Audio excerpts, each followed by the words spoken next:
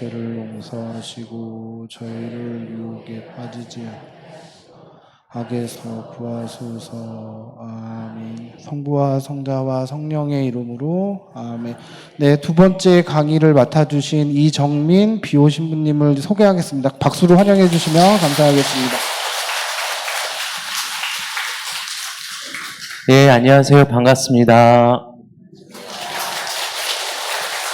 예, 주임수님 소개해 주신 대로 저는 이정민 비오라고 합니다.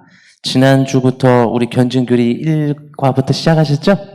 예, 총 견진교리서가 우리 교구 사목국에서 새로 만들었는데 총 7과 2달 과정으로 준비가 됐고요. 저는 오늘 2과는 성경, 하느님의 말씀에 관한 부분입니다. 그래서 오늘 저는 제 목적은 첫 번째로 여러분들이 견진성사 잘 준비하시는 게 첫 번째 목적이고, 두 번째는 말씀.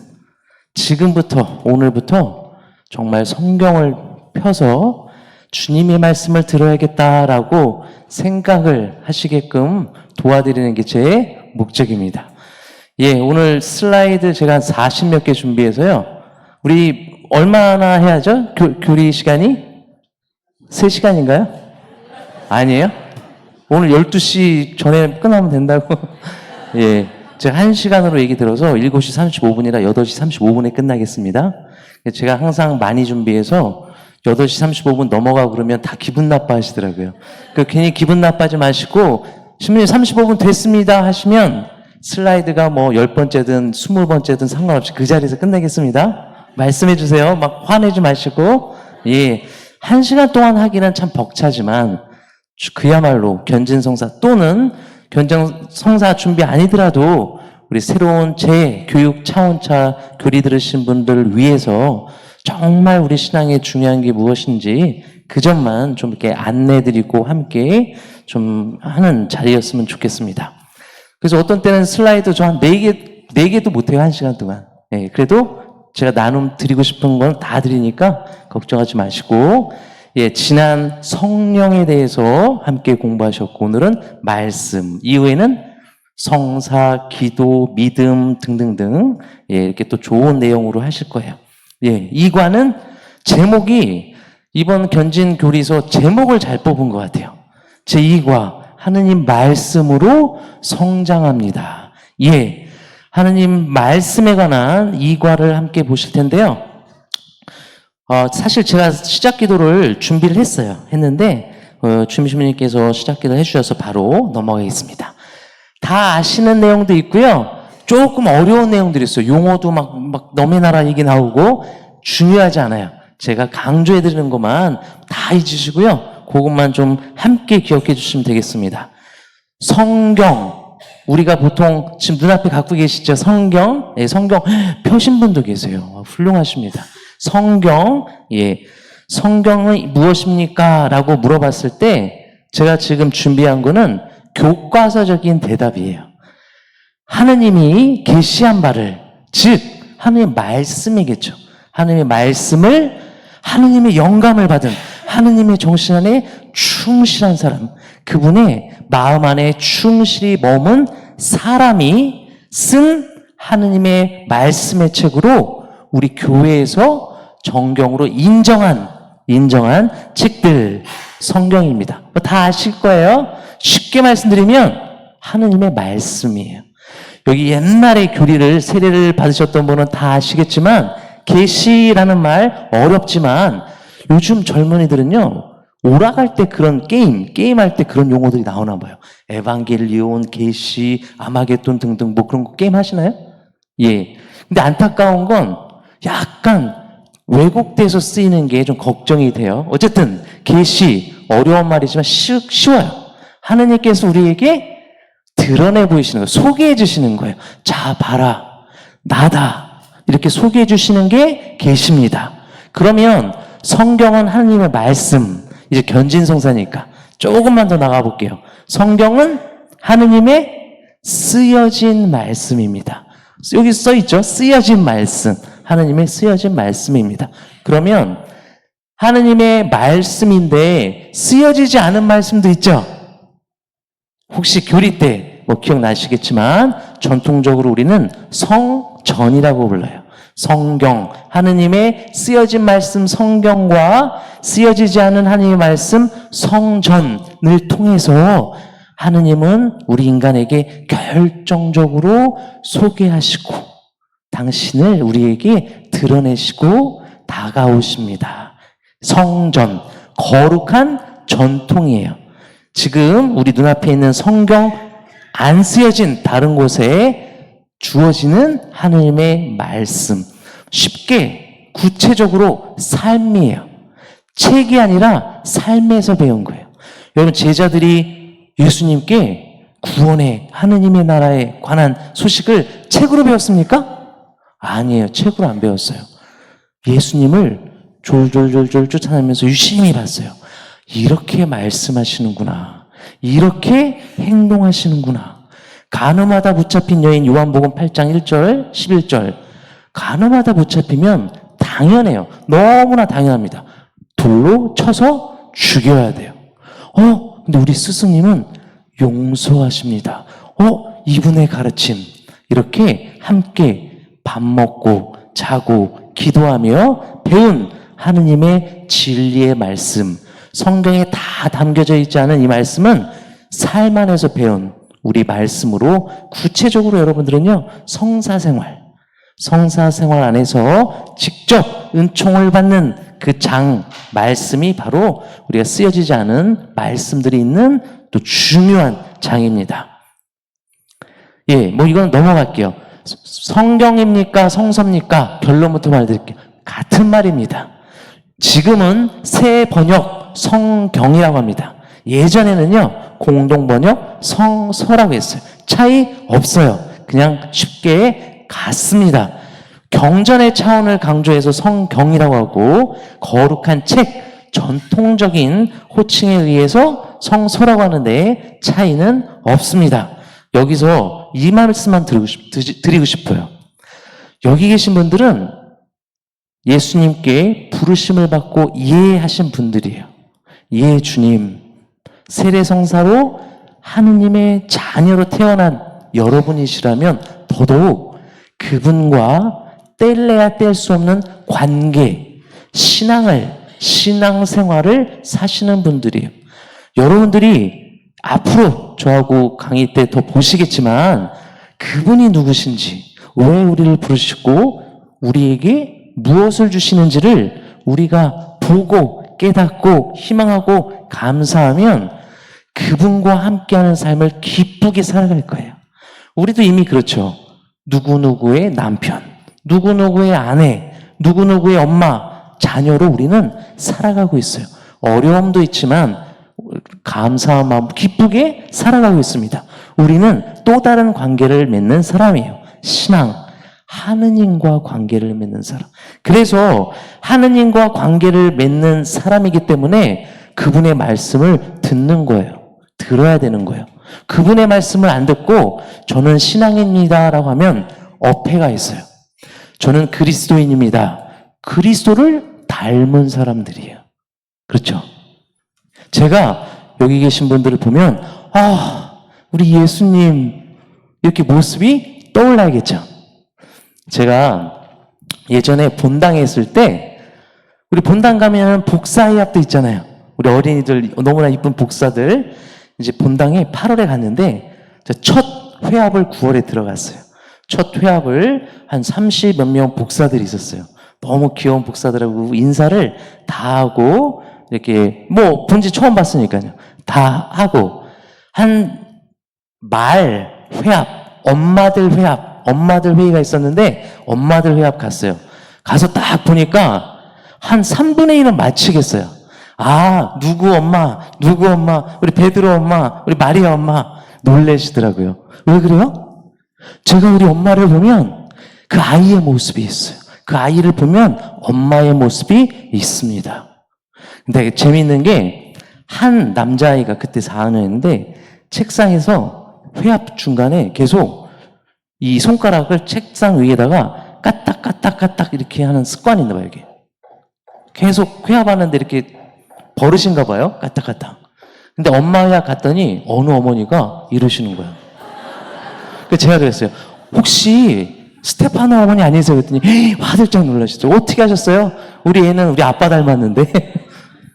외모든 말이든 행동이든 우리는 그리스도인입니다라고 하면 그리스도를 드러내야 돼요. 제가 자매님 봤을 때 예수님. 모르는 사람이 우리를 봤을 때 역시 그리스도인이야. 예수님은 이러시겠구나. 그럼 나도 가볼까? 그분이 그렇게 좋으신 분이군가? 예, 우리는 그리스도를 따르고 본받고자 하는 그리스도인입니다. 어떻게 따르겠습니까? 여러 가지 방법이 있는데 가장 기초적이고 중요한 것 바로 말씀이에요. 우리는 사람을 사귈 때 여러 가지 방법이 있지만 대화, 말이 굉장히 중요합니다. 요즘 우리 젊은이들, 어른들하고 또는 부부 사이에 어려움을 겪을 때 공통점이 있어요. 대화가 없어요. 제가 본당에 있을 때 면담들도 오세요. 누구 아빠 때문에 힘들어서 제가 지내기 힘들어요. 도대체가 대화가 안 돼요. 이쪽 형제님도 마찬가지예요. 그리고 제가 대화를 안 하세요? 그랬더니 저는 대화를 너무 잘하는데요. 그럼 어떤 대화를 하시는데요? 그냥 하고 싶은 말만 계속 하는 거예요. 하고 싶은 말만 계속 화만 내고. 그게 대화입니까? 아니에요. 시간이 없으니까 제가 팁을 드릴게요. 먼저 들으세요. 특히 어머니, 아버지, 아이들 볼 때 답답할 때가 있어요. 내 말 들으면 되는데, 나 다 살아봤는데, 답답하죠. 그런데 먼저 들으세요. 우리 자녀분들도 마찬가지예요. 우리 엄마, 아빠 답답해. 그럴 수 있어요. 근데 들으세요. 들으세요. 더 나아가 기도, 말씀, 하느님과 대화, 기도는 바로 말씀을 듣는 데서부터 그래요. 신부님 기도가 안 돼요. 이렇게 들어보면 시간은 내세요. 뭐 한 30분 성당 와서 기도하시는데 어떻게 하십니까? 했더니 우리 애 고3인데 시험 잘 나오게 해주시고 우리 아빠 승진 계속 그 얘기만 하신대요. 그것도 좋은 기도예요. 청원 기도. 좋은 기도예요. 그런데 우리 어린이들이 어떻게 하죠? 엄마한테? 2살, 3살짜리 어린이가 엄마한테 어머니 오늘 수고하셨습니다. 이제 편히 쉬시고 저 걱정하지 마시고 이렇게 합니까? 기저귀는 제가 알아서 처리할게요. 안 그러죠. 어린이 땐 다 그래요. 우리도 그럴 수 있어요. 하느님 안에 자녀들이니까. 그 문제는 성장해야 돼요. 말씀으로 성장합니다. 성장해야 돼요. 40살이 됐는데도 아직도 3살처럼 엄마 이거 해줘. 엄마 이거 해줘. 이러면 안 되죠. 우리의 영혼도 마찬가지예요. 하느님의 자녀로 태어난 여러분은 말씀과 성체 여러 가지 있지만 말씀과 성체로 자라나서 드디어 어른 굳건한 신앙을 갖게 되는 훌륭한 은총을 받는 성사가 견진성사고 지금 준비하시는 거예요. 그렇다면 다 말씀에 대해서 내가 어떻게 살아왔는지를 성찰하시고 앞으로 말씀으로 어떻게 살 것인지를 이번 기회에 잘 묵상하셨으면 좋겠어요. 말씀이 없으면 관계가 힘들어져요. 하느님과의 관계, 신앙도 힘들어져요. 제가 기도 말씀드려서 그러는데 기도하실 때 늘 이렇게 말씀을 펴고 말씀으로 하세요. 말씀으로. 제가 또 시간이 부족할까 봐 먼저 말씀드릴게요. 그래서 결론문 말씀드리면 실천적인 결론, 말씀은 매일매일 들으셔야 돼요. 매일매일. 어떤 분이 저한테 신부님 저 정말 하느님 생각날 때마다 말씀 피고 듣습니다. 훌륭하십니다. 근데 하느님 생각이 언제 나세요? 한 일주일에 한 번?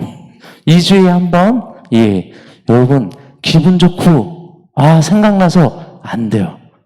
하루에 시간을 정하세요. 습관이에요. 여기 밥 먹지 말라고 해도 먹잖아요.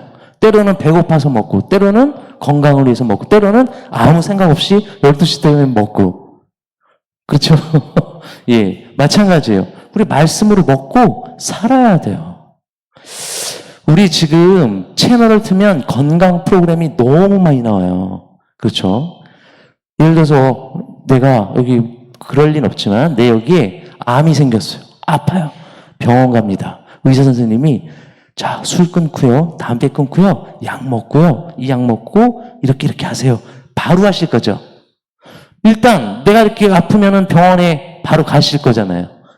그리고 의사 선생님이 하라는 대로 하실 거잖아요. 왜요?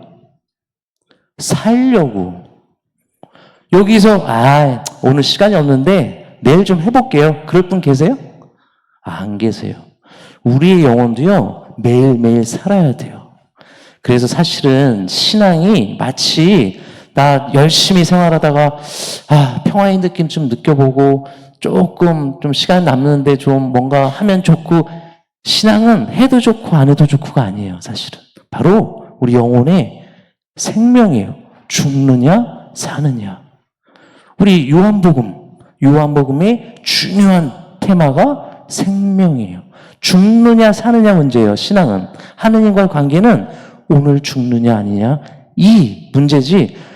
마찬가지로 의사처럼 바로 하시는데 주님 오늘은 조금 내일 할게요. 오늘 좀 바빠서 오늘 눈물의 여왕 마지막 해야 되는데 그거 봐야 되니까 내일 할게요. 예, 그래서 다시 한번 좀 우리 신앙에 대한 인식 잘 좀 성취해 보시면 좋겠고, 특별히 말씀, 그래서 매일매일 정해서 읽으세요.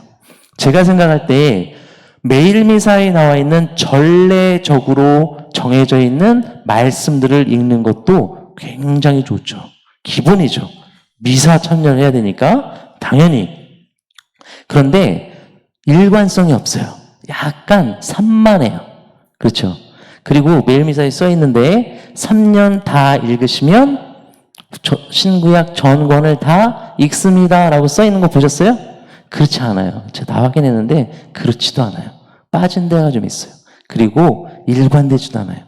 그래서 매일 미사는 기본이시고 오늘의 말씀, 오늘의 양식으로 전례 안에서 함께 하시고요. 개인적으로 댁에서 책을, 성경을 펴시고 읽으세요. 정해서 읽으세요. 그래서 보통 우리 통독 많이 하시잖아요. 창세기부터 시작해서 하시죠? 창세기만 한 20번 읽으셨죠? 꼭 탈출기 19장에서 망하지 않아요? 시나이 산에 도착하고부터 망합니다. 법률 얘기 나올 때 나무는 뭘로 하고 몇 암마로 하고 도대체 하나님은 왜 이 장막을 치는데 뭐 몇 자로 하고 그렇죠? 예, 쉽지가 않아요. 그런데 그렇게 하시는 것도 좋은 방법인데 이해가 안 되면 괜찮아요. 사람도 이해를 다 못하는데. 그렇죠? 우리 부부 오셨나요? 혹시 다 이해하세요? 한 30, 40년 살았는데도요, 어느 날 문득 이해 낯선 모습 때문에 놀란 적이 있다고 여러 번 들어요. 그렇죠? 다 몰라요. 또 마음속에 숨긴 거 30년간 숨긴 게 어디 있을지도 어떻게 알아요? 그냥 믿고 사는 거지. 그냥 사랑하나 보다 하고 믿고 사는 거지. 예. 너무 어려워하지 마시고 넘어가세요. 이해 안 되는 거. 쭉쭉쭉 넘어가세요. 쭉쭉쭉. 그냥 기도는 이해하려고 하지 말고 말씀으로 다가오시는 하느님과 함께 한다는 거, 봉헌한다는 게 중요하고요. 자전거처럼 늘어날 거예요. 분명히. 근데 저는 개인적으로 힘들어요. 특히 구약은. 문화적으로도 멀고, 시간적으로도 멀고. 그래서 되도록이면 신약 성서나 한 권을 정하세요. 처음부터 끝까지 다 하시려고 하지 말고, 한 권을 정하세요. 제가 많이 추천해드리는 거는, 사순식이나 대림식이 개인적으로 피정하세요. 집에서. 한 권을, 말씀을 잡고. 그래서 사순 기간에는 내가 요한복음을 읽겠다. 주님과 함께하는 시간을 만들어가는 거죠. 매일 정해진 시간에. 장소도요, 되도록이면 정하면 좋아요. 제 생각엔 그래요. 그래서 권유해드린 건 복음을 하시려면 복음서 중에 요한복음 괜찮은 것 같고, 정말 바쁘고 무겁고 하신 분들은 진짜 편안하게 요한 서간들 1서, 2서, 3서 있죠. 정말 짧아요. 2서, 3서는 한 장밖에 없어요. 1서가 그나마 1서도 금방 읽습니다. 이거를 천천히 매일매일 좀 진도를 잡고 정하시면 좋고요. 아니면 우리 교구에서 하루 2장씩 있는 통독 프로그램을 하셔도 되고, 중요한 건 매일매일 성경을 읽으세요. 이해 못해도 읽으세요. 읽으세요. 어린 아기가 문법 구조 분석 다 하고 그 다음부터 한국말 하는 거 아니에요. 듣고 듣다 2살에 또 실수하다 3살에 그럼 커가면서 우리의 주님과의 대화 언어도 분명히 늘어갈 거예요. 때로 어려우면 또 돌아와서 읽고 하고 책을 찾아볼 수도 있고 성경 강의를 들으실 수도 있고 전반적인 73권에 대한 강의도 제가 다 준비해서 사목국 게시판에 통독 도움이 되드리라고 올렸으니까요. 그런 걸 참고하셔도 돼요. 중요한 건 기도입니다. 하느님과 함께하는 시간이에요. 하느님은 나중에 우리에게 분명히 셈하실 거예요. 너 나를 사랑하느냐? 그날 그때 뵈러 갈 때. 너 나를 사랑했느냐? 나와 함께 해주었느냐? 예. 그래서 우리는 신앙은 인간적으로 신앙 하루 종일 바쁜데 돈 벌어야 되는데 재밌는 거 보러 가야 되는데 아깝다고 생각될 수도 있지만 그거를 계속해서 나의 습관처럼 만들면 기쁨이 점점점 이제 내적으로 깊어지실 거예요. 그래서 그렇게 좀 잘 하실 수 있도록 좀 말씀드리면서요. 그래서 이렇게 질문을 드리고 싶습니다. 여러분에게 하느님의 말씀이 삶의 기준입니까? 주님의 말씀이 내 삶의 기준이 될 때, 그래서 실현돼 갈 때 그게 복음화죠. 그게 선교입니다. 마지막 7과 때에 배우시겠지만, 자, 전단지 나눠주고 이런 게 선교가 아니라 나부터 주님 때문에 변화되는 거예요. 기쁘게. 얼마나 감사한 마음으로 변화되고 나의 삶의 기준이 된다는 거. 그래서 오늘은 이 점, 우리 하느님 말씀이 나의 삶의 기준이 됩니까? 라는 질문도 꼭 기억해 주시면 되겠고요. 이건 말씀드렸고, 이것들은요, 그냥 넘어갈게요. 뭐 성경에 대한 여러 명칭들이 있어요. 바이블, 성서 등등 있습니다. 어쩌면 이 지도에서 오늘 끝날 수도 있는데 지도를 좀 가지고 제가 좀 말씀드릴게요. 이 지도를 준비한 이유는 바이블이라는 성경의 이름이 어떻게 해서 나왔습니까? 라는 것을 소개해 드리려고 했는데 그게 중요한 게 아니에요. 이 지도를 보여드리는 이유는 여러분이 성경을 읽으실 때 통독, 아까도 말씀드렸지만 읽다가 어려움 중에 하나, 내 탓 말고 시간 게으르고 그런 걸 떠나서 어려움 중에 하나가요. 시간과 장소, 시공이 너무 갭이 커요. 차이가 커요. 예를 들어 참 이러면 좋겠는데 예수님께서 어느 날 아침에 일어나셨다. 안동 시장에 가서 국밥 한 그릇 드시고 대구로 마차를 타고 가셨다. 대구에서 사투리 쓰는 한 여인을 만나 치유를 해줬다. 그럼 쏙쏙 와닿으시죠? 근데 어려운 일 중에 하나가요. 지명 이름이 어려워요. 도대체 이게 어디 붙어 있는 건지. 그래서 말씀, 여러분이 말씀, 특별히 신약, 특별히 복음에 예수님 모습에 좀 더 깊이 다가가시도록 제가 도와드리는 큰 밑그림만 좀 말씀드리려고 준비해 왔습니다. 그러면 복음 말씀을 좀 더 깊게 예수님의 가르침을 조금 더 깊게 맞이하시는 데 도움이 될 거예요. 여기가 이스라엘입니다. 이스라엘. 지금 말도 많죠. 지금 전쟁 때문에. 이스라엘입니다. 레이저 포인트가 없네. 아니. 여기가 이스라엘이면 이 왼쪽이 지중해예요. 지중해. 그리고 여기 나바테아족, 여기 에돔 땅. 뭐 성경에서 에돔들아 막 그랬죠. 에돔. 여기가 에돔 땅이에요. 에돔 땅. 지금은 사우디아라비아. 옛날에는 이집트 땅이었어요. 이집트 지금 땅은 여기가 경계고 옛날에는 여기가 다 이집트 땅이었어요. 어쨌든 이집트, 에돔, 나바테아 그리고 여기가 중요해요. 저 얼굴 보이세요? 제가 안 보이는 건가요? 예, 여기 이 하나가 여기가 사해입니다. 사해. 소금 염분 농도가 너무 높아서 사해라고 불려요. 사해고 그리고 여기서부터가 요르단강이에요. 어디까지? 물론 위가 상류입니다. 여기가 갈릴레아 호수예요. 갈릴레아 호수에서 요르단강이 사해까지 옵니다. 예수님이 세례를 받으신 곳은 요르단이에요. 주로 활동하신데 제자를 부르시고 장인, 베드로의 장인 10병 치유하고 막달레에 나오고 고향 나자렛 땅 등등 다 여기입니다. 갈릴레아 호수가 있다고 해서 갈릴레아 지방이에요. 그래서 이스라엘의 중심은 남부입니다. 이스라엘을 세 부분으로 나눠볼게요. 세 부분. 남쪽, 중간, 북쪽. 중심은 남쪽입니다.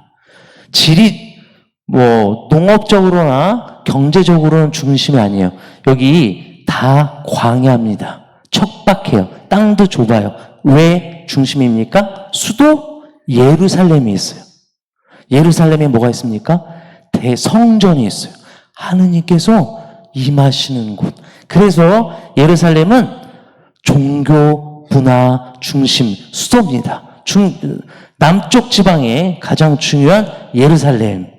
남쪽 지방이 한 요 정도예요, 요 정도. 여기까지가 남쪽 지방이에요. 여기서 이렇게. 남쪽 지방의 중심입니다.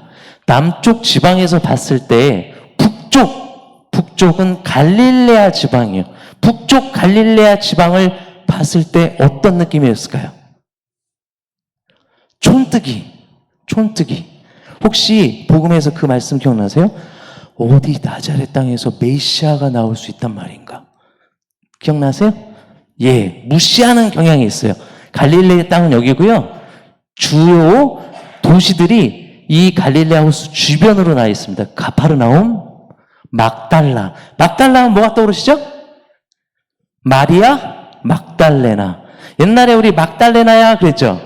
우리 막달레나 자매님, 마리아라는 흔한 이름이 있는데 막달라라는 조그만 동네의 마리아라는 뜻이에요. 막달라가 여기입니다. 나자렛, 여기가 나자렛이에요. 나자렛, 티베리아스, 그 다음에 우리 다 여기서부터는 이방인 지역입니다. 이방인 지역. 여기도 이방인 지역이에요. 여기가 갈릴레아 지방. 반대로 중부지방은 어떤 이름이 있죠? 사마리아. 많이 들어보셨죠? 남쪽에서 봤을 때 사마리아를 볼 때 어떤 느낌일까요? 경멸의 대상이에요. 경멸의 대상. 어느 정도냐면요. 가까이 가서도 안 돼요. 왜요? 하느님의 저주받은 자들. 가까이 혹시라도 가면 어떻게 해야 돼요? 미사 참여하고 성전에 못 들어가요. 어떻게 정결례 바로 해야 돼요. 정결례. 어제 주일 복음 기억나시죠? 그제 조상의 전통에 따라 한 움큼씩 정결례식을 손을 씻는 예식. 부정을 타면요 정결례를 해야 돼요. 정결례. 사마리아 지방은요 하느님의 저주받은 사람들이 사는 곳이에요. 그래서 가서도 안 되고요 갈 이유도 없어요. 예수님이 주로 태어나고 활동하신 곳이 여기고, 특히 마르코 복음의 도식에 의하면 예루살렘에 꼭 가셔야 돼요. 왜요? 하느님의 뜻을 온전히 이루기 위해. 당신의 사형장, 무덤 예루살렘까지 가는 상경기 구도로 마르코 복음은 구조를 짰어요. 여기서 주로 활동하세요. 그리고 예루살렘으로 합니다. 여기서 일로 가려면 어디로 가야 될까요? 실질적으로요, 가장 최단이고 가장 쉬운, 여기가 다 산악지방이에요. 광야, 사막, 아주 거친 곳들인데 가장 편하고 빠르고 안전한 곳은 이 길입니다. 골짜기를 따라서. 골짜기를 따라. 실제로 무역인들, 상인들은 다 이 길을 이용했어요. 고대 근동에 아주 강한 대국들이 쳐들어올 때도 위에서 쳐들어왔어요. 예언서를 보시면 북쪽에서 쳐들어온 이들 다 고대 근동에 북쪽으로 쳐들어왔어요. 예, 이 길을 따라갑니다. 여기서부터가 이방인. 지금 시리아 지방, 데카폴리스 다 이방인들. 이 강을 기점으로 이렇게 옵니다. 이렇게 와서 예루살렘 들어갈 때 마지막 쉬는 곳이 예리고예요. 예리고는 그래서 굉장히 큰 도시고요. 상인들, 이방인들이 모여 사는 곳이에요. 여기에 눈먼 소경이 구걸하고 있는 거예요.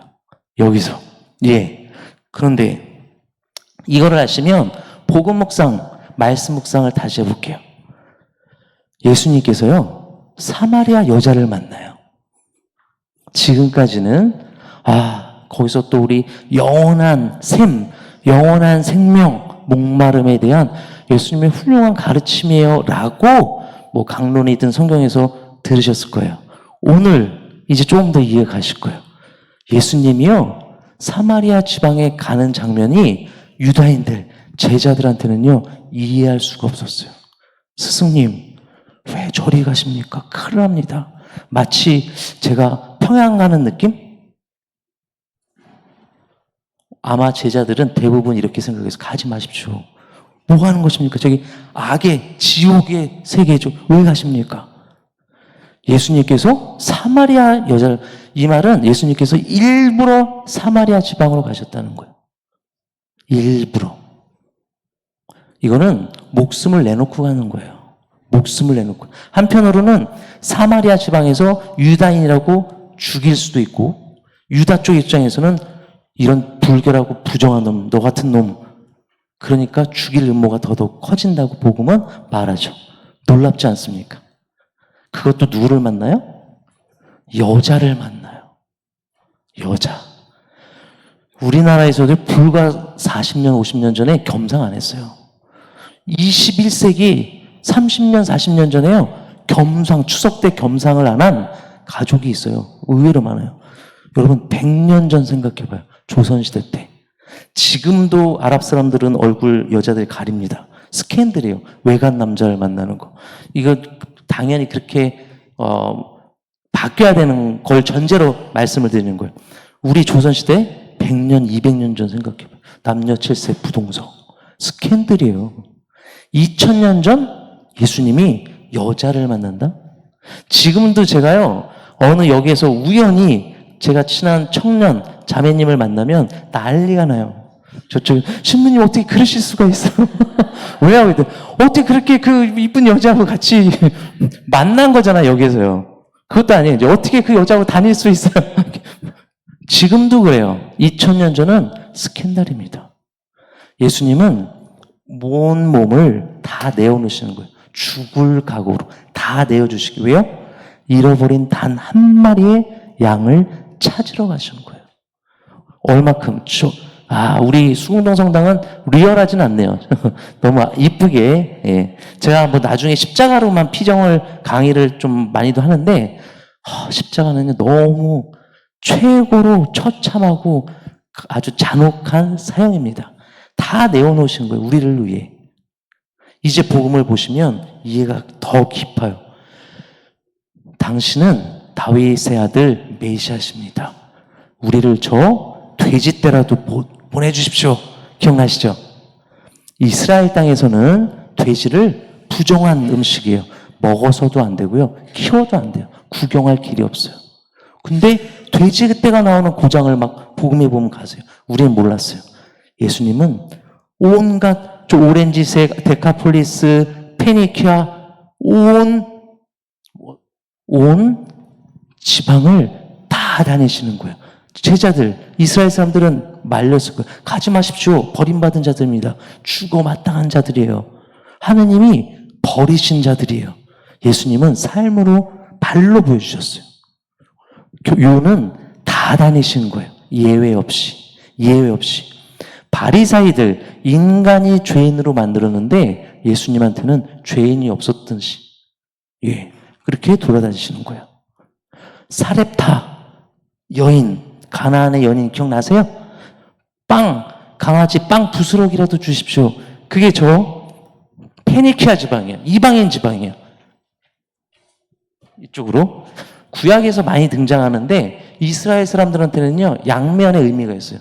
한편으로는 뭐 너무 문화가 세고 자원이 풍부해서 무역도 많이 했지만 영적으로는 철저하게 경멸했어요. 왜냐하면 혹시 들어보신 적은 우상숭배, 가나안 우상숭배 예언서들 보시면 많이 나오죠.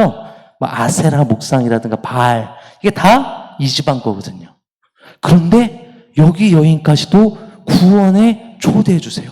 제자들은 이렇게 보고 배우는 거예요. 아, 이게 예수님의 복음이구나. 가르침이구나. 복음에 보시면 하여라는 여인이 나옵니다. 하여라는 여인이 나와요. 하여라는 여인이 예수님이 어디를 잡았죠?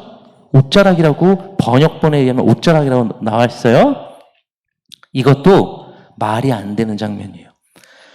피를 흘리는 남자든 여자든 피는 부정해서가 아니라 너무나 성스러워서 오직 주님 거라고 했어요.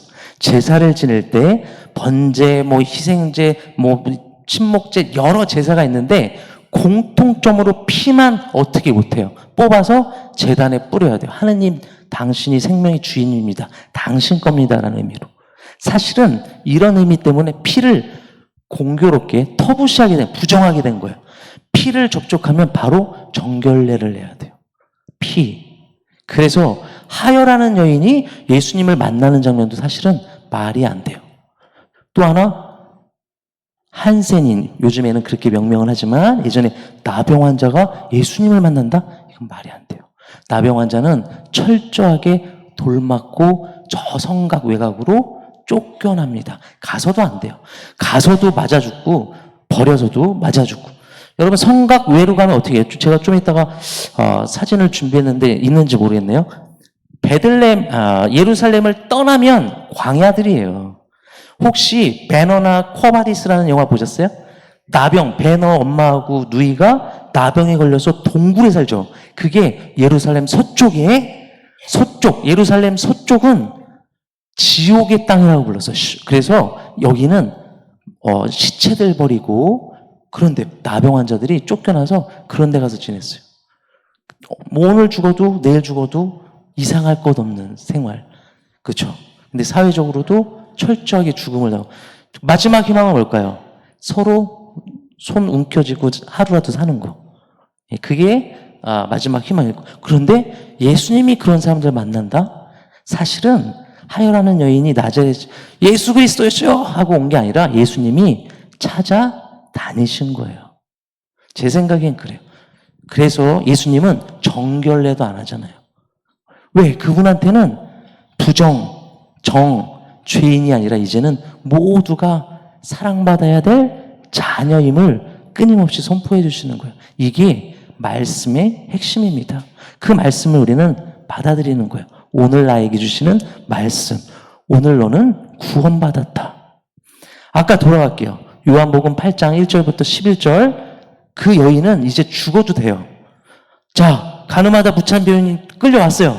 이 바리사이들, 지도자들 무시무시한 눈으로 불아리면서 속에는 돌을 들고 이렇게 고압적으로 보고 있어요. 예수님이 뭐라고 하시죠? 죄 없는 자부터 쳐라. 그랬더니 복음은 뭐라고 합니까? 하나둘씩 다 갔다고 그랬어요. 근데 여기서 중요한 단어가 있어요. 나이 많은 사람부터. 나이 많은의 의미가 지혜의 상징이에요. 지혜, 리더, 기득권의 상징이에요. 나이 많은 사람부터 갔다는 것도 굉장히 의미 있죠. 예수님이 너무 지혜로운 말씀을 하셨어요. 그리고 예수님만 눈을 마주했어요. 땅에서 글을 쓰시잖아요. 예수님만 모두가 위에서 죽이려고 하고 있을 때 예수님만 눈을 마주치셨어요. 글을 쓰려면 무릎을 꿇든가 엎드리든가 해야 되죠. 그분만은 죄인으로 다가가지 않았어요. 우리의 신앙 여러분 우리 신앙도 한번 돌아봤으면 좋겠어요. 다시 그 요한복음으로 돌아오면 그리고 나서 예수님의 첫 마디가 뭐예요? 죄를 묻지 않겠다예요. 보통 같았으면 어떻게 해야 됩니까? 너 진짜 회개했어? 너 진짜 준비됐어? 너 지금 울고 있는 거 맞아? 확인하고 오케이. 너 시험 봐. 오케이. 너 용서. 이게 우리의 논리일 거예요. 그런데 그분은 아무것도 묻지 않으세요. 용서받았다. 가거라. 다시는 죄를 짓지 마라. 그분은 죄인으로 다가간 게 아니에요. 자녀에 다가간 것인 거지. 그 여자가 돌아가서 어떻게 됐을까요? 오늘 죽은 몸이었는데. 세상에 이거보다 더 비교할 만큼 감사한 일이 있습니까? 아마 날뛰고 기뻐했을 거예요. 보십시오, 보십시오. 가서 보십시오. 저분 만나세요. 저분, 우리에게 생명을 주십니다. 저분입니다. 이러고 다녔겠죠. 이게 회개의 삶이에요. 실제로 구약의 예언서의 가르침, 핵심 가르침이 기억나실지 모르겠는데, 회개하여라. 하느님 나라가 가까이 올 것이다. 회개하여라. 주님의 날이 올 것이다. 그날이 올 것이다. 제가 사무실이 명동이거든요. 저희 오는 신부들이 대부분 사목국 신부들이에요. 팀은 좀 다른데, 저는 교육지원팀이고, 뭐 다 같은 명동의 건물입니다. 근데 명동에는 온갖 사람들이 와요. 요즘에 관광객도 너무 많고, 중국인, 일본인부터 해서, 이단 사이비도 많아요. 근데 어느 날 걸어가는데, 자매님 두 분이 오시는 거예요, 저한테. 저 명동길에서 올라가는데, 저를 보더니, 회개하세요. 제가 자매님한테, 자매님, 회개하세요. 그럼 기분이 어떠세요? 예, 좋아요. 막 이래요? 저는 기분이 너무 나빴어요. 나 죄인인 거 아는데, 회개하라고 하니까, 회개하세요. 하느님 나라가 올 거예요. 첫 번째로 그 사람을 죄인으로 나가는 거예요. 그쵸? 예수님은 공생활 시작하면서 선포를 합니다. 똑같은 단어를 써요. 근데 결정적인 차이가 나 있어요. 하느님 나라가 왔다. 너희 안에 왔다. 그러니 회개하여라요. 우리의 조건으로 하느님 나라 구원이 용서가 주어진 게 아니에요. 그 여인, 너 준비됐지? 진짜 회개했니? 오케이, 그러면 용서해 줄게가 아니에요. 그냥 용서해 주셨어요. 그러니 가서 그 벅찬 마음에 새로운 삶을 사는 게 회개하여라예요. 이게 굉장히 중요한, 지금도 사실은 불교도 훌륭한 종교인데 불교와 우리의 가르침의 결정적인 차이가 여기 있습니다. 거기는 내가 열반에 부처가 되기 위해서 끊임없이 갈구, 닦고 해야죠. 그러지 못하니까 계속 윤회를 해야 돼요. 우리는 아니에요. 이렇게 부족한 우리지만 받아주시고 안아주시는 그분 때문에 정말 주님 죄송하고 이제 감사합니다. 다 힘내서 열심히 사는 게 회개예요. 우리는 누군가의 힘으로 회개를 사는 거예요. 근데 이게 어렵지 않습니다. 생각해보면. 제가 이미 말씀을 드렸지만 여러분 마르코 복음 마테오도 나오지만 영원한 생명을 얻기 위해서는 무엇을 할 수 있습니까? 영원한 생명을 얻기 위해서 무엇을 할 수 있습니까? 혹시 PBC 라디오 방송에서 제가 한 두 달 전에 한 강론인데 들으신 분도 계실지 모르겠어요. 영원한 생명을 얻기 위해서는 우리가 할 수 있는 게 없습니다. 여러분이 영원한 생명, 하느님께 은총을 받기에 맛가진 일을 했기 때문에 은총을 받는 게 아니에요. 그게 아까 말씀 계속 드렸던 예수님의 복음 선포의 내용입니다. 그냥 거저 주어 받은 거예요. 어떻게 가능합니까? 제가 너무나 어렸을 때부터 아꼈던 여동생이 있어요. 주일학교 같이 다니고. 근데 이제 이 친구, 저희 부모님이 거기 부모님 막 대모고 그래요. 어렸을 땐 저한테 오빠 했겠죠. 근데 결혼을 했는데 진짜 아기를 신혼 때부터 갖고 싶었는데 10년간 아기가 안 생기는 거예요. 근데 저는 워낙 집안이 친하니까 옆에서 너무나 괴로워하는 걸 옆에서 봤어요. 아기가 이렇게 안 생겨도 이렇게 지옥 같다고 할 정도로 중간에 좀 극단적인 생각도 했대요. 너무 괴로워가지고. 10년. 그런데 10년 좀 넘었을 때 같이 만났어요. 밥을 먹으면서 이래서는 안 되겠다. 기도를 해줘야겠다. 그래서 제가 열심히 밥도 먹지만 기도해주고 막 안수도 주고 했어요. 그런데 3달 후에 연락이 왔어요. 아기가 생겼다고요. 근데 제가 그때 너무 간절해서 2번을 안수를 해줬거든요. 쌍둥이가 생겼어요.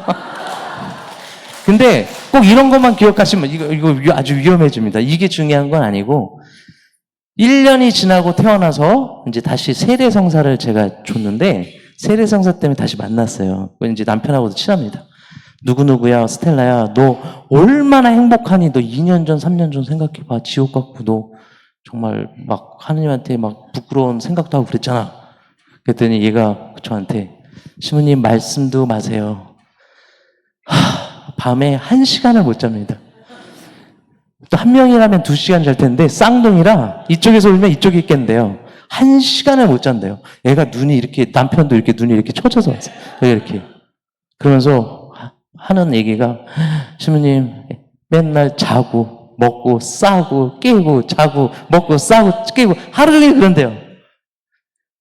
애기가 엄마한테, 여러분 다 그렇게 키우셨어요. 애기가 우리 부모님한테 사랑받기 위해 무슨 짓을 합니까? 그래서 여러분 사랑하세요? 아이고, 우리 2살짜리 아기인데, 손주인데, 세상 일어나 보니까 똥 쌌다고 지가 가서 빨래를 다 해놨어요. 아유, 우리 애기 오늘 칭찬하고 이뻐 사랑해 줄게 라고 합니까? 아니에요. 여러분은 그 애기는 사랑 자체예요. 왜냐? 자녀 관계잖아요. 자녀 관계잖아요. 자, 예수님이 우리에게 기도를 가르쳐 주세요. 중요한 기도예요. 우리 매일 바치는 기도. 어떤 기도입니까? 예, 주님 기도, 주의 기도인데 좀 안타까워요. 다 조사는 안 해봤지만 거의 우리나라만 좀 아쉬워요, 번역이. 대부분의 지금 서양말, 뭐 일본어도 그렇더라고요. 대부분의 서양말은요, 이 기도 이름이요, 주님의 기도가 아니에요. 우리 아버지예요.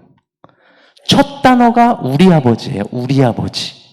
영어, 불어 하면 다 우리 아버지예요. 히브리어, 뭐 히라보, 우리 아버지.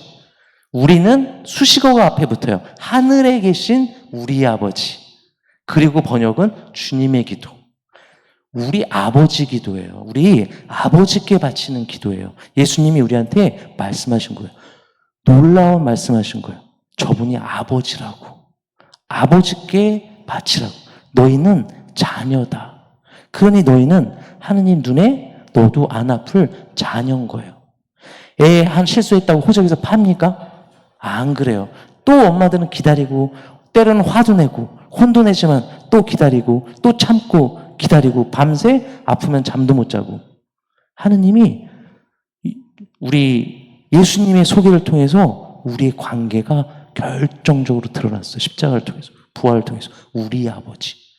구약에서는요, 이스라엘, 지금도예요. 이스라엘 사람들은 하느님 이름도 못 불러요. 야훼라는 말을 하면 안 돼요. 너무나 거룩하신 분. 그래서 아도나이라고 발음을 합니다. 뭐 공부하신 분도 있지만 중요하지 않아요. 아도나이를 번역하면 주님이란 뜻이에요. 야훼라고 쓰고 주님 이렇게 발음을 해요. 왜? 거룩하신 분이에요. 감히 쳐다도 못 볼 분이에요. 우리 옛날에 조선시대 때 왕 만나러 갈 때 기억나세요? 왕 만날 때 어떻게, 왕 만나러 갈 때 이렇게 갑니까? 왕? 아니죠. 또 얼굴 쳐다도 못 봐요. 펄떡 이렇게. 구약의 야훼는 망분의 왕 중의 왕.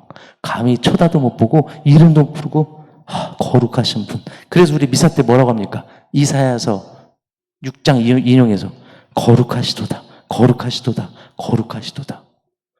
히브리어, 이스라엘 말 히브리어 문법으로 최상급이 없어요. 근데 표현이 있어요. 3번 반복하면 최상급이에요. 거룩하시도다. 거룩하시다. 이 말은 야훼 당신만 이 세상이 거룩하신 분. 너무나 거룩하신 분. 거룩이란 말이 히브리어는 초월적인 의미가 굉장히 강해요. 너무나 거룩해서 우리하고 섞이면 안 돼요. 그래서 정하고 부정하고 개념이 나온 거예요. 철저하게 지키려고. 그거를 저는 깬 게 예수님이라고 생각해요. 우리 아버지. 감히 유다 사람들은 그랬을 거예요. 뭐라고? 이런 미친놈. 예수님이 하고 가르쳐주고 행한 모든 것들은 용납될 수가 없는 거죠. 그래서 결국 이렇게 길을 가셔야 했지만 우리 아버지, 이제 우리 아버지신 그분, 우리 자녀를 우리가 잘해서 이뻐하고 못해서 미워하고 나가라 하시는 분이 아니라 우리 아기로서, 자녀로서 먼저 사랑해 주시고 안아주십니다. 과연 우리가 예 주님 말씀을 듣고 예 이렇게 왔습니다 이런 생활을 여러분이 하시는지 처음에 시작하면서 다시 한번 그 말씀을 좀 드렸습니다. 좀 지도를 보시니까 이해가 좀 빠르시죠? 예, 이제 복음을 한번 읽어보세요. 제가 아까 말씀드린 대로요, 뭐 사순 때 마테오 또는 뭐 요한 잡고 이제 지명 따라가도 좋은 피정이 됩니다. 예수님이 어떻게 저렇게 험한 곳을, 그리고 최후에는 저 무시무시한 인류가 구하내낸 최고 무서운 사형틀까지 가셨는지 얼마나 힘드셨을까요? 근데 제 생각에는요, 부활하신 예수님, 십자가까지 지으셨던 저 예수님이 우리 마음까지 들어오는 게 더 힘들 수도 있을 것 같아요. 여러분이 그분을 잊고 살면 그분은 우리 마음으로 들어오시려고 하는데, 그렇죠? 들어오시려고 하는데 여러분이 과연 꽁꽁 문을 잠가 놓으셨는지, 열었는지. 여는 방법이 뭐예요? 다 아실 거예요. 매일 기도와 우리의 자비입니다. 오직 그 열쇠밖에 없어요. 열어드려야 돼요. 오시면 얼마나 행복한지 그때 우리는 맛볼 거예요. 맛볼 거예요. 그래서 이 지도 사실 뭐 시간이 왜 이렇게 빨리 가죠? 35분까지죠? 아직 10분 있구나. 성경에서 우리가 이스라엘 땅, 이 땅을, 여기도 지도 나오잖아요. 대부분이 뭐 산악지방이에요. 광야, 상하, 산악지방. 예. 이스라엘 땅을 지칭하는 표현들이 있어요. 예를 들어, 탈출기에 보면 약속의 땅, 많이 들어보셨을 거예요. 그 다음에 거룩한 초소, 예언서, 즈카르야. 그 다음에 신명기에 보면 젖과 꿀이 흐르는 땅. 그런데 가장, 뭐라고 할까요? 정식 명칭은 가나안입니다. 성서에도 정확하게 히브리어로도 가나안이라고 표기를 해요. 커나안이, 가나안으로 표기합니다. 근데 이걸 제가 준비한 이유는 보세요. 젖과 꿀이 흐르는지. 굉장히 척박한 땅이에요. 척박한 땅이에요. 근데 저기를 젖과 꿀이 흐르는 땅이라고 합니다. 여러분, 예루살렘 성지 순례를 가신 분, 외곽으로 가실 분은 많이 안 계실 것 같은데, 예루살렘에서 불과 차 타고 한 10분, 20분 가면 나오는 풍경들이 이렇습니다. 예수님이 유혹받고, 그 다음에 우리 탈출한 이스라엘들이 밤낮 없이 걸었던 바로 그곳, 광야입니다. 사막과 광야는 큰 차이가 없어요. 사막은 여러분이 아시는 그 모습, 모래로만 된데, 광야는 흙과 돌과 약간의 저렇게 식물도 있고 합니다. 공통점은 죽음의 땅이라는 거예요. 이런 땅이 많은데 젖과 꿀이 흐른대요. 벌써 여기서 성경은 우리에게 말씀은 중요한 신앙을 주는 거예요. 하느님과 함께하는 삶. 행복하여라 울고 있는 사람, 행복하여라 가난한 사람들. 가난하니까 행복한가요? 울고 있으니까 행복한가요? 저는 그렇게 묵상을 합니다. 부자든 가난한 사람이든 울고 있는 사람이든 지금 어떤 상황에서든 하느님과 함께 머무는 사람은 행복한 사람이에요. 젖과 꿀이 흐르는 땅은 하느님께서 얼마나 우리에게 이렇게 은총을 주시는 땅인가를 몸소 우리에게 증언해주는 중요한 성경 말씀의 핵심이라고 할 수 있겠습니다. 명칭 중에 사실 중요한 개념이요, 계약이에요. 사실 이 관점으로 우리 이미 쓰고 있습니다. 구약, 신약, 계약이라는 관점이 굉장히 중요해요. 구약에서는요, 이 계약을 다 아울러서 우리가 이해할 때 깊이 들어갈 수 있고요. 신약은 좀 떨어지는데 결정적으로 새로운 계약, 주님의 피로 새로운 계약. 특별히 히브리서는 이 도식으로 완전히 썼어요. 거룩한 사제, 거룩한 제사. 히브리서도 한번 보시면 좋을 것 같아요. 예, 계약. 구약과 신약 두 부분으로 나눠져 있죠. 성경은 총 73권입니다. 혹시 73권인데 예수님을 기점으로 예수님이 오시기 전에 말씀, 구약, 옛 계약과 46권과 예수님이 오신 후에 하느님 말씀 27권, 신약 73권이 우리에게는 이렇게 주어져 있습니다. 개신교와 우리는 신약은 똑같아요. 번역 투만 달라요. 구약은 약간 다릅니다. 우리가 7권 더 많아요. 예, 많아요. 거의 같습니다. 유다교는 신약이 없어요. 왜냐? 지금도 메시아를 기다리고 있습니다. 예수님은 예언자 중에 훌륭한 한 분일 뿐이에요. 지금도 메시아는 기다리고 있어요. 신약이 없습니다. 예, 구약 46권은 우리 성경에 보시는 바와 같이 내 폴더로 왼쪽이에요. 오경, 역사서, 시서, 지휘서, 예언서 5권, 16권, 7권, 18권 이렇게 나눠져 있습니다. 이 네 장르가 신약에도 마찬가지예요. 신약 27권도 복음, 행전, 서간, 묵시록이라는 형식으로 네 폴더로 27권이 나눠져 있습니다. 복음은 두 가지 의미가 있어요. 내용, 기쁜 내용이라는 뜻도 있어요. 제가 지금까지 말씀드린 기쁜 내용이 뭡니까? 너희는 구원받았다. 나와 함께 하거라. 동시에 문학적인 형식을 말하기도 합니다. 전기도 아닌데, 전기 같은데 전기도 아닌데, 예, 복음, 행전, 사도들에 관한 행전 한 권, 서간, 여러 편지들 21권, 묵시록, 제가 서두에 말씀드렸지만 요즘 젊은이들이 게임을 많이 하면서 개신교에서 계시록이라고 하는데 이건 번역의 문제가 아니라 엄연히 원어가 달라요. 계시록이 아닙니다. 묵시록이에요. 그 정도만, 예, 요한이 쓴 묵시록 장르가 하나 있고요. 성경 읽으실 때 어려움 중에 하나가 대표적으로 이런 것 때문에 그래요. 묵시록이 있고 묵시록적인 부분들이 곳곳에 있어요. 이게 좀 어려워요. 마지막 날 이야기 때 마르코 복음에 또는 구약에서 다니엘서, 에제키엘의 일부 환시 이야기들 등등등등 다 묵시록적인 작품들의 특징인데요. 전반적으로 성경을 우리가 읽고 기도하고 해석할 때 어려움 중에 하나가 이건데요. 이것만 말씀드리면 여러분 묵시록에 나오는 건 다 상징책이에요. 묵시록이 쓰여졌다는 건 그 시대가 너무나 힘든 시기인 거예요. 최소 핍박, 박해가 심할 때 어떻게 우리 조선시대 때도 도망 다녔잖아요. 도망 다니고 몰래 숨어서 미사하고 그랬잖아요. 마찬가지예요. 걸리지 않게 표현을 다 못했어요. 우리 하느님 노래하고 싶고 우리 하느님이 이길 거야 라고 우리의 신앙을 막 외치는데 무섭고 잡혀가고 그런 시대에 다 표현을 못하고 상징적으로 합니다. 숫자에 7은 어떤 의미가 있고 4는 어떤 의미가 있고 이런 식으로. 그래서 이렇게 조금 기도하실 때 좀 봐야 조금 어렵지 않게 보실 수 있을 것 같아요. 제 생각엔 이게 거의 마지막인 것 같아요. 여러분이 말씀을 받아들입시오. 제가 말씀드렸잖아요. 강요가 아니에요. 일출 좋아하시는 분 계세요? 새벽 4시, 5시에 일어나는 일출 보면 어때요? 영롱하고 막 거룩함을 느끼죠. 막 올라오면서 저희 싸웠던 얼굴 다 환하게 용서가 되지 않아요? 걸작, 미술 작품. 아니면 제가 아까 말씀드린 눈물의 여왕 보시면 스트레스 다 풀리지 않아요? 예. 이 세상에 비교할 수 없을 만 그분을 요한복음이 말하잖아요. 보라. 저분을 보기만 하면 과연 일출, 아름다운 여행, 풍경, 절벽 이런 게 비교가 될까?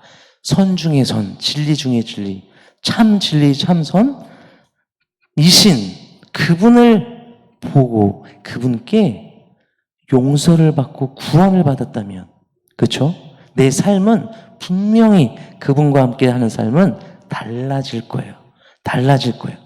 그래서 여러분이 말씀을 매일 받아들이고 주님과 함께 살기 위한 목적은 영원한 생명이에요. 그분과 내 사랑하는 사람들과 영원히 살기 위해 공간복음 관점에 의하면 하느님 나라 들어가기 위해 그게 우리의 목표입니다.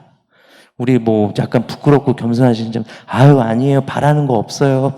그러시는데 아니에요.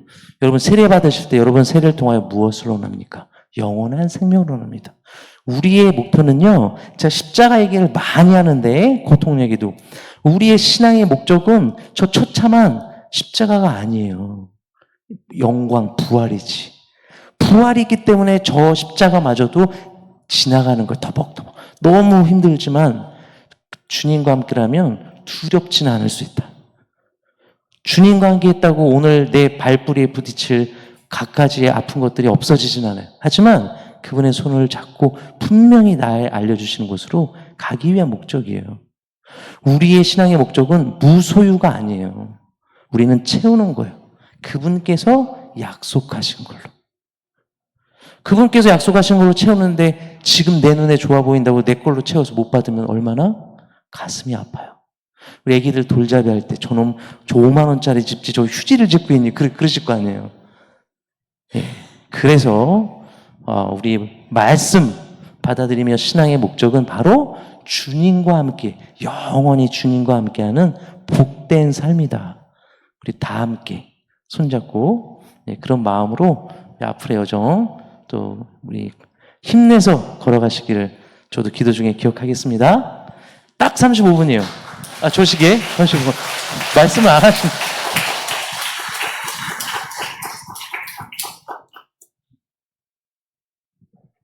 네, 다시 더 강의해 주신 우리 신부님 위해서 큰 박수 좀 부탁드리겠습니다. 네, 마무리 기도 마치시고 그다음에 우리 견진 받으시는 분들만 잠깐 자리에 남아주시기를 바랍니다. 그리고는 마친 기도로는 성모성 같이 바치고 신부님과 함께 강복해드리도록 하겠습니다. 성부와 성자와 성령의 이름으로 은총이 가득하신 마리아님 기뻐하소서. 주님께서 함께 계시니 여인중에 복되시며 태중의 아들 예수님 또한 복되시나이다. 천주의 성모 마리아님 저희 주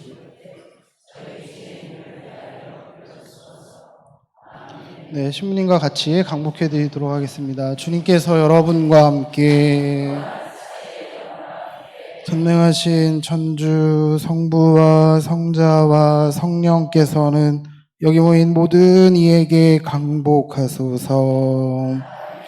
성부와 성자와 성령의 이름으로 네, 참 많이 참석해 주신